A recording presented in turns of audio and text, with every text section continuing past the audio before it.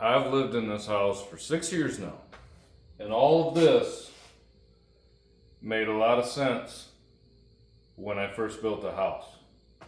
Now, not so much.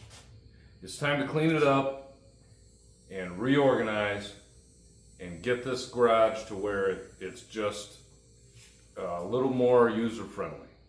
And I'm the user, so I get to try again. Who knows? 6 years from now, I might change my mind again.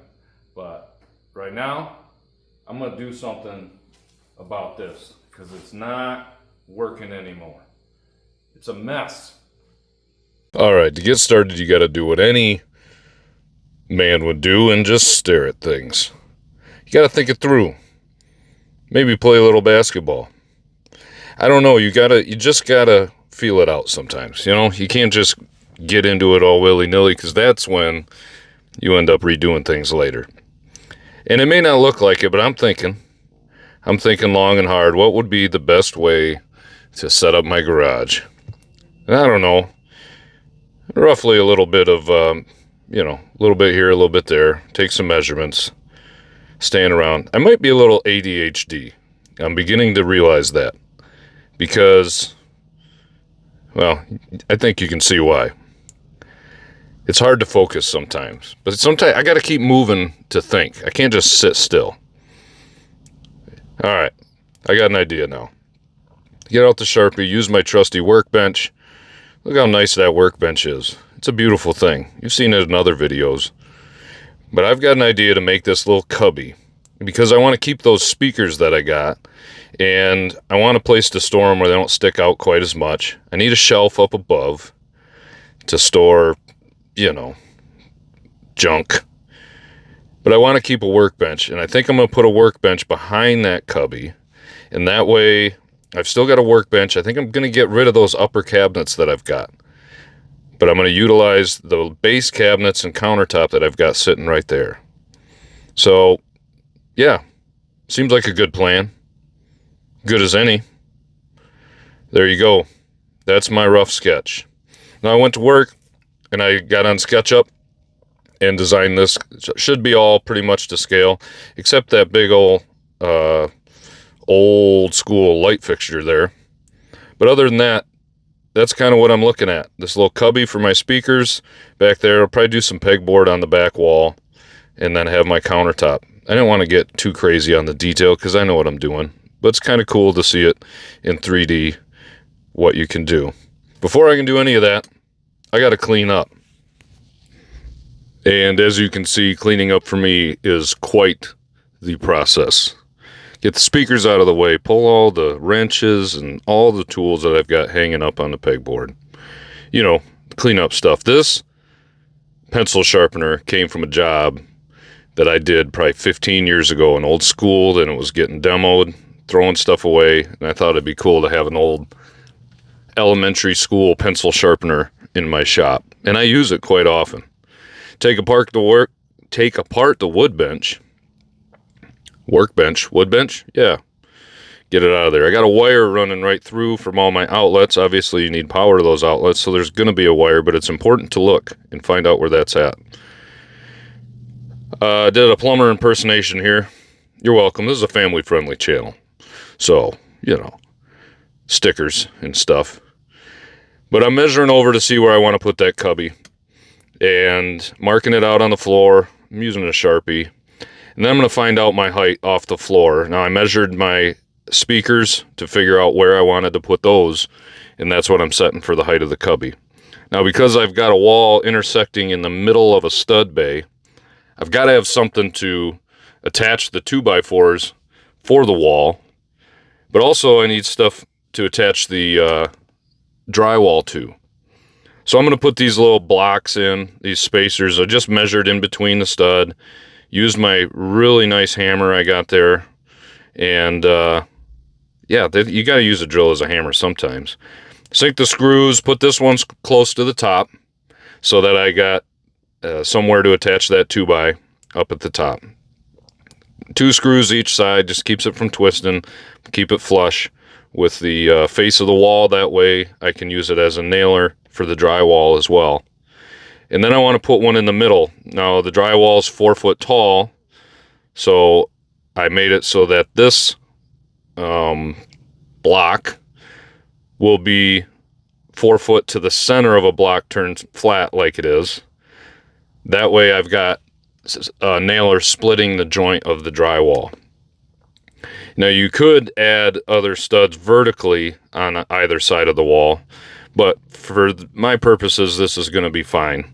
And the wall falls pretty much center of the stud bay, so we'll have enough support there for the drywall to float a few inches before it hits the wall. So now I've got one at 4 foot, I've got one towards the top, and then I got at the bottom. That X, my wall's going on the other side. The outlet, existing outlet, is a little too close to that inside corner, so I want to move it over there, other side of the wall. To do that, I gotta, it is wired correctly. That's a good sign. Go down to the breaker, basement, or garage plugs, then realize that was wrong after going all the way upstairs and back in the garage. Flip the correct breaker, 5, not 20. And then we should be good to go. No power, tear it apart. Kind of. Pull all the screws out. I also don't want this outlet in there for hanging drywall. It makes it a pain because then you have to pre-measure and pre-cut your outlet out, and that never gets as tight of a fit as you can with a router. Now I got to move this to the other side, and I want to reuse this box. And so tried to take it out as nice as I could so I don't bend the nails or crack the box. And that's basically what that is. Pull the wire out. I don't have a left-handed box, so I just flip this over. There's no such thing. Don't go to the store and ask for a left-handed reset box. Or maybe do it. It'd be kind of funny. Trying to pry this staple off and then realize you can just pull the Romex and it'll pop right out. But I got the outlet off the other one. Wires tucked inside. Now we're safe for a router. And I just left it turned off. Now I want to add an outlet in this cubby so I can plug my speakers in. So that means I got to run a wire and get power to the new outlet. And I'm going to pull that off of that existing outlet. So I'm going to put a block in here. This is mainly just to hold the Romex, hold the wire to run through. Now, I didn't really think this through 100%. I probably should have used a longer wire, but I'll just put the outlet closer to that existing wall there than I really planned. I don't know. I have time. I might put a longer wire in there. But just feed that through the hole, get it through the knockouts in the bottom of the box, and then we'll be good to go.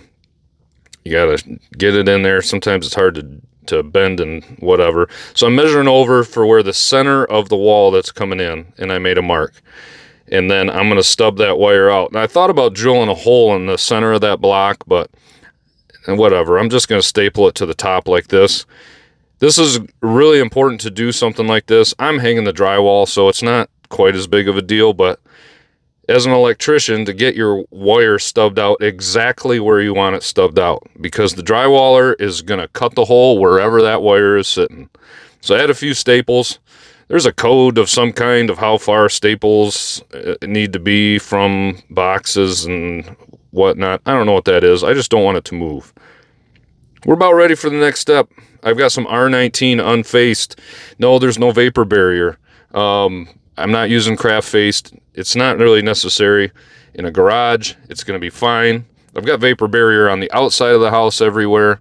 You do not need that. As a matter of fact, I'm not going to get into it too crazy, but now they're saying sometimes that the plastic or something on the inside of the house is bad because it holds moisture and can cause mold. If you've never stuffed insulation, be careful what videos you watch.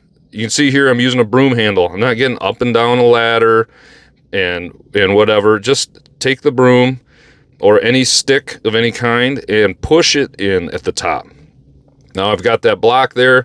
I'm just going to push my knife up against the wood and cut. It makes it so simple. You don't need to get your tape measure out and measure and do all of that. It's just a waste of time. And then here, when you're stuffing them in at the bottom, This one's got a block kind of in the way, so it's a little different. But when you're cutting them, you just stick it in there and then push it up against that bottom plate and cut it off with a knife. Now, the reason I started at the top may not seem obvious, but that's because I wanted to cut on the ground. If I would have started at the bottom and put the bats going up, then I would have had to get on a ladder to get the correct length and cut at the top. Does that make sense? It makes sense to me when I just said it. I don't know if it does to you. But so that's what I did. This one's a little different, like I said, with the blocking in there. And I've got nails poking through from all the siding on the other side of this wall. That's an exterior wall. And so you can't really slide that insulation. So it's a little trickier. Otherwise, I'd have just slid one up from the bottom and been good to go. Beautiful. Nice and tight fit. Just take the leftover and I'm going to stuff it in there. Bits and pieces. Now to cut out an outlet, just eyeball it and make it a little bit smaller. I know roughly where it is. Make the hole just a little bit smaller and then a little extra compression.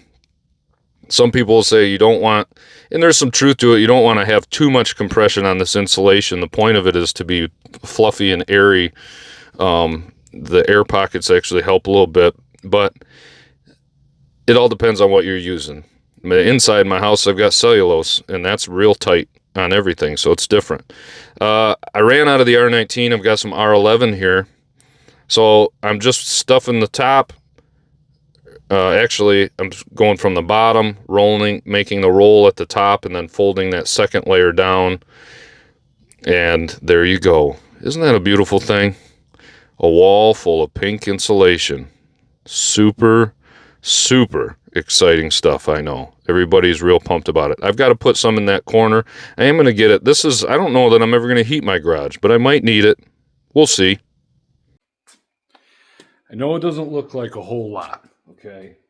But it is a whole lot. That was a lot of demo. I got a lot of stuff laying on my bench. Got rid of this. Now, the next step is going to be to hang drywall. I've got a wall I'm going to frame, a couple walls I'm going to frame in here. But I didn't want to do that before I hang the drywall because it's going to get in the way and add extra joints in the drywall. If I hang it, this wall that I just insulated by itself, that's 3 sheets of board and 2 joints. If I hang it with a closet in here or that cubby here and that shelf, now I'm looking at more joints. I don't know what it actually ends up being. I'll probably just hang it, frame the other part, hang that, and then that way I'm doing all of my finishing at the same time. But hanging, I'll split it up a little bit to make it a little easier on myself. Other than that, I think it's the next step. Like I said, no, it doesn't look like much, but I got a long way. This is kind of step 1. We're ready to keep moving. Yay, drywall.